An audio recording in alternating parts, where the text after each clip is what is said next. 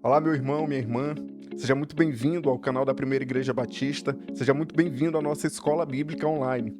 Nós estamos dando início hoje a uma série de estudos que vai ser baseado na revista Compromisso, da editora Convicção, de título Cristianismo Pioneiro, o livro de Atos dos Apóstolos. Hoje é a primeira aula dessa série de estudos que nós vamos estar disponibilizando aqui no canal para abençoar a sua vida, para ajudar na sua caminhada cristã, para ser um suporte aí também para a sua fé. Nós vamos estar estudando o livro de Atos dos Apóstolos com auxílio deste material, e o intuito dessas aulas é, além de nos fortalecer na fé, é também servir como um material complementar para a escola bíblica dominical da PIB São Luís.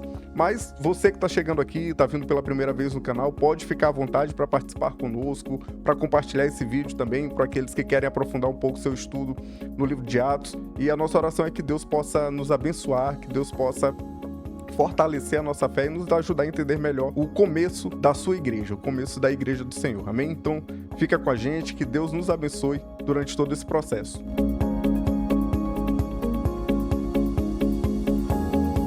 Então, irmãos, vamos dar início à nossa primeira aula dessa série de estudos, A primeira lição tem como título Nasce a Igreja de Cristo. O texto principal, o texto bíblico, que ela está baseada em Atos, capítulo 1, do verso 1 ao 8, e Atos, capítulo 2, do verso 1 ao 21. O texto áureo é esse que está aparecendo aí na tela. Mas recebereis poder ao descer sobre vós o Espírito Santo, e sereis minhas testemunhas, tanto em Jerusalém, como em toda a Judéia e Samaria, e até os confins da terra. Essa vai ser a nossa lição 1. Nosso objetivo principal, sair daqui conhecendo a história do nascimento da Igreja de Cristo e compreender o papel do Espírito Santo na vida da Igreja. E mais especificamente, descrever como se deu o nascimento da Igreja de Cristo, ser testemunha de Cristo em seu contexto local, nacional ou mundial, e confiar no Espírito Santo para o capacitar para exercer o seu ministério em todos os lugares. Agradecer a atuação do Espírito Santo de Deus em sua vida e ministério. Esse é o nosso objetivo com essa aula. Então, vamos lá. Primeiro ponto para nós pensarmos, Quando pensamos em uma grande organização, sempre surgem perguntas como: quando que ela foi fundada? Quem foi o seu fundador? E quando a gente pensa na igreja, quando a gente pensa na Igreja de Cristo, essas perguntas também vêm à tona. E antes de nós falarmos especificamente da Igreja de Cristo, eu queria que a gente pensasse também sobre a nossa igreja, Você sabe como foi que a sua igreja local começou? Você sabe quem foram os primeiros membros? Como era o local? Nós conhecemos essa história. Você que está aqui pela primeira vez sabe a história da sua igreja? E você sabe a história da PIB São Luís? Você conhece como que a igreja começou? Qual foi o ano? Quem foram os primeiros irmãos? Como é que ela foi organizada? Será que nós temos essas informações? Nós vamos assistir a um vídeo agora, e esse vídeo vai mostrar um pouquinho de como que a igreja foi criada, como que a primeira igreja batista de São Luís foi formada.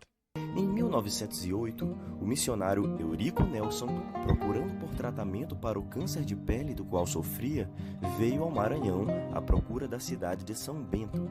Chegando lá, foi conduzido pelo chapeado, trabalhador responsável por carregar as malas dos que chegavam na cidade e conduzi-los ao destino desejado, a casa de um homem decente, o senhor João Brito, pois não haviam hotéis ou pousadas na cidade. O missionário, ao chegar na casa do senhor João, já o informou que iria celebrar um culto ao Senhor naquela mesma noite, em frente à casa dele, e que ele deveria, portanto, convidar todos os seus amigos e vizinhos para virem ouvir falar de Jesus. Naquela noite especial, o missionário pregou e depois fez o apelo. O primeiro a ir à frente para aceitar a Jesus foi exatamente o velho Brito, que ao chegar à frente chamou todos os filhos e a esposa para que todos se convertessem juntos. E assim começou o trabalho missionário batista no nosso estado, com a ousadia de um servo do Senhor e a fé na graça salvadora demonstrada por um padeiro são-bentense. O missionário Eurico, incansável na obra do Senhor, continuou com suas pregações e, com a ajuda de Manuel dos Santos e Paulo Barros, celebrou o primeiro culto na igreja em São Luís, na casa de número 208, na Rua Grande, nas imediações de onde hoje é a Igreja Presbiteriana Independente. A primeira Igreja Batista de São Luís foi organizada por apenas 7 membros: o missionário Eurico Nelson, a esposa e mais 5 irmãos, somando as 7 sementes de um trabalho que germinaria para a eternidade. Da Rua Grande, a igreja foi transferida para a Rua São Pataleão, onde permaneceu por alguns anos até que, passando por um momento conturbado de divisão da igreja, foi para a Rua do Alecrim. Após a superação desse período difícil, começaram as viagens para o interior do estado, com o intuito de evangelizar o maior número de pessoas e assim a nossa amada igreja cumpria o ID do Senhor Jesus, multiplicando o amor de Deus pelo nosso amado estado do Maranhão. Muito legal, né? A gente saber um pouquinho da história da nossa igreja, saber da sua fundação, do seu fundador, não é isso? É bênção, né? Que Deus continue abençoando a nossa amada igreja. E como a gente estava falando antes, no caso da Igreja de Cristo, essas perguntas elas são respondidas com segurança através do livro de Atos dos Apóstolos. É assim como essas grandes organizações, grandes instituições, a igreja também tem a sua história de fundação, também tem um fundador, né? E Lucas ele vai relatar isso no seu livro. Então vamos falar um pouquinho agora aqui a respeito do livro de Atos, né? Primeiro ponto, o autor. O autor do livro de Atos é Lucas. Lucas ele era médico e era um médico, alguém que andava com Paulo, que caminhava com Paulo, um companheiro ali durante as suas viagens. Lucas também foi o autor do Evangelho e ele vai direcionar essas 2 obras a um homem chamado Teófilo. Os estudiosos vão apontar que Teófilo provavelmente pertencia à nobreza romana e Lucas escreve essas 2 obras direcionadas a Teófilo exatamente para sustentar, para firmá-lo mais na fé. Provavelmente alguém que já tinha ouvido falar de Jesus, que já estava caminhando ali nos primeiros passos da fé cristã e com o intuito de catequizar mesmo, de ensinar mais da palavra de Deus, mais da obra de Cristo e também da obra da Igreja de Cristo. Lucas ele escreve essas 2 obras. Teófilo provavelmente era um patrono, alguém que estava ali financiando também, né, dando condições para que Lucas pudesse fazer a pesquisa que ele fez, pudesse fazer o registro que ele fez, e também é alguém que poderia ajudá-lo na divulgação, né, em espalhar esses escritos naquela época na região. Teófilo foi alguém que contribuiu nesse sentido também para o avanço do evangelho, alguém que era discípulo de Jesus. A data vai ser de aproximadamente aí no ano 62 depois de Cristo, antes do martírio de Paulo e da destruição de Jerusalém. Provavelmente Lucas escreveu essas obras nesse ano e o tema principal do livro de Atos é a missão da igreja pelo poder do Espírito Santo. O livro de Atos dos Apóstolos também poderia ser chamado tranquilamente como Atos do Espírito Santo, porque nós vemos em todo o tempo como Deus usou homens simples, homens comuns, para fazer a grande obra de alcançar outros povos, de espalhar o evangelho ali naquele primeiro momento ali em Jerusalém, mas alcançar a todo mundo. Atos é a certidão de nascimento da igreja, registrando como o Espírito Santo capacitou os primeiros cristãos para testemunhar de Cristo. Beleza? Então vamos para frente. Aqui nós temos uma cronologia do livro de Atos. O ministério de Jesus continuou através de seus seguidores, principalmente pela obra e vida capacitada pelo Espírito Santo. Aqui nós temos um gráfico que mostra mais ou menos ali como que as coisas foram acontecendo, né? Mais ou menos no ano 33, nós tivemos a ascensão de Jesus, a descida, né, do Espírito Santo ali no dia de Pentecostes. Paulo vai se converter mais ou menos no ano 36, depois de Cristo. As viagens missionárias elas vão se iniciar ali no ano 45, 46 da era cristã. E em 50 nós temos o primeiro concílio, né, o concílio de Jerusalém. E mais ou menos em 62, Paulo chega até Roma. Paulo vai chegar em Roma. Então, é mais ou menos essa trajetória ali, a cronologia do livro de Atos e também dos primeiros anos ali da igreja cristã. Um outro ponto que é importante nós destacarmos era exatamente as expectativas dos discípulos naquele período, né? Os discípulos eles esperavam uma restauração política do reino de Israel e a libertação do Império Romano. Atos 1:6 diz assim: Senhor, é neste tempo que vais restaurar o reino de Israel? Jesus, então, ele direciona as expectativas para um reino espiritual e eterno, que transcende as fronteiras geográficas e políticas. Jesus vem mostrar um reino que não pertencia a este mundo. Os discípulos eles estavam esperando uma libertação do tempo presente, no tempo presente, né, do domínio ali de Roma sobre o povo de Deus. Mas Jesus ele mostra, de fato, que o reino que ele tem preparado é um reino espiritual. e ele redireciona as expectativas dos discípulos. Atos 1:8, nós vamos ver a grande comissão, e ele diz: mas recebereis poder ao descer sobre vós o Espírito Santo, e sereis minhas testemunhas, tanto em Jerusalém, como em toda a Judéia e Samaria, e até os confins da terra. Alguns pontos para nós destacarmos aqui dessa comissão, né, do que Jesus vai dizer. Primeiro ponto, o poder capacitador, né, a capacidade sobrenatural para realizar a missão. O primeiro passo da missão não é ir. Né? Às vezes a gente tem aquela ideia de que para nós evangelizarmos, nós precisamos nos organizar e avançar e ir nos lugares mais distantes, ou às vezes nos lugares próximos. Né? Tudo isso é bom. Mas o primeiro passo é a capacitação para que nós possamos fazer a obra de Deus.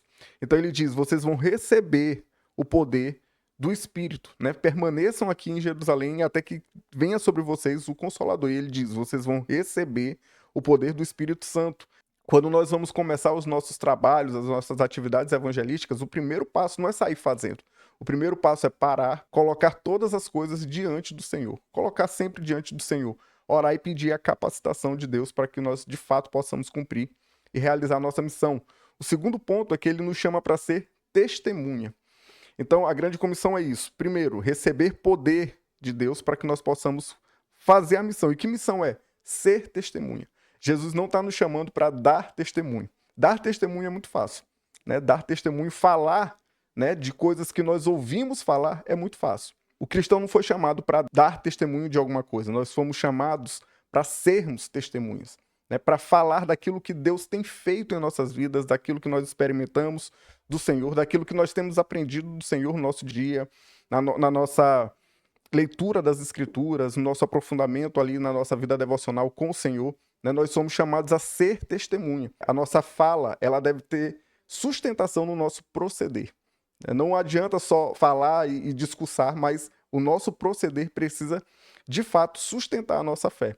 Claro que falar, claro que pregar, claro que ir é fundamental, mas nós somos chamados para ser e não para fazer. Amém? Então que Deus possa nos fazer entender essa perspectiva também.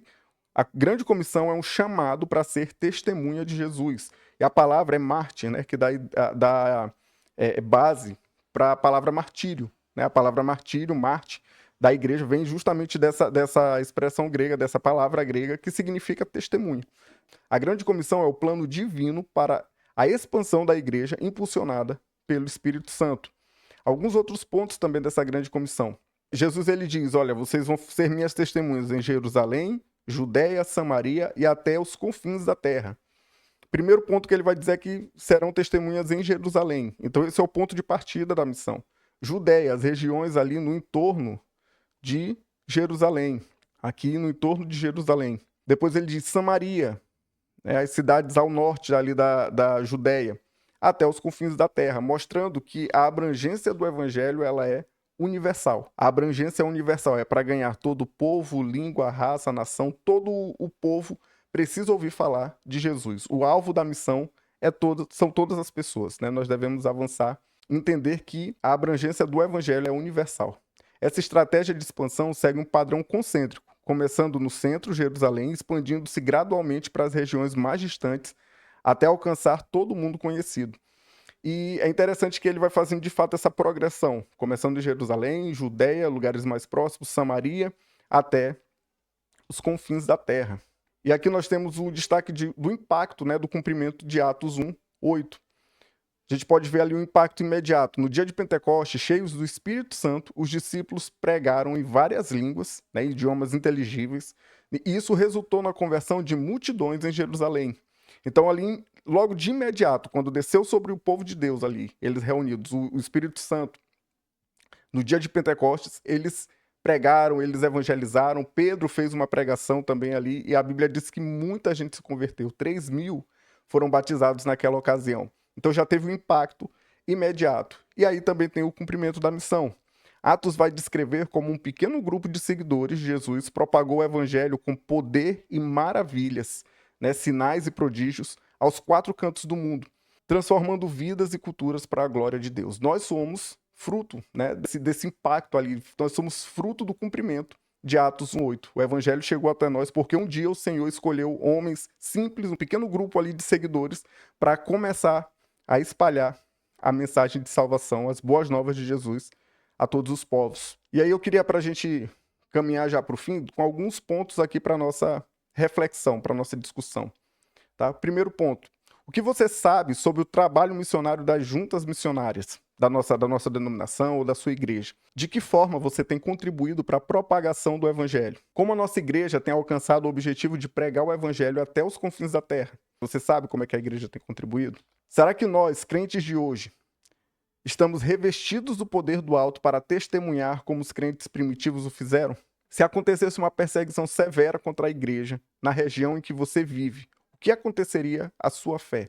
Esse era o contexto da igreja ali no primeiro século. O povo foi perseguido pela sua fé, né, por pregar Jesus como sendo filho de Deus. Foi perseguido, em primeiro momento, ali pelos próprios judeus, pelos seus próprios compatriotas. Depois foi a perseguição do Império Romano sobre a igreja. E mesmo assim eles continuaram firmes anunciando o evangelho. Será que hoje nós estaríamos dispostos a fazer a mesma coisa? Se viesse uma perseguição severa, da mesma forma que foi na igreja do primeiro século, será que nós permaneceríamos firmes?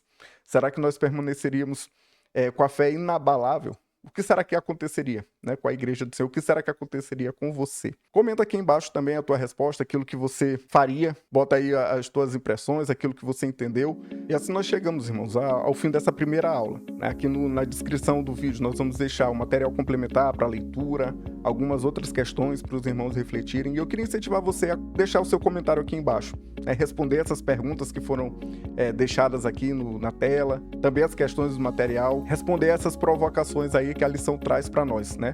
A proposta das nossas aulas é, de fato, ser aulas curtas, resumidas, desse conteúdo baseado nessa lição. E a nossa oração é que Deus possa falar aos nossos corações, que Deus possa nos ajudar a compreender a sua palavra, a viver por ela, a aplicá-la em nossas vidas, e que nesse momento aqui de estudo no livro de Atos, nós de fato possamos entender que nós somos o Atos 29, o avanço, a continuação da missão. Essa missão é nossa, nós precisamos propagar e compartilhar o evangelho, as boas novas de salvação com todos aqueles que estão ao nosso redor. Amém? Que Deus nos abençoe, que Deus abençoe a sua vida e até a próxima aula.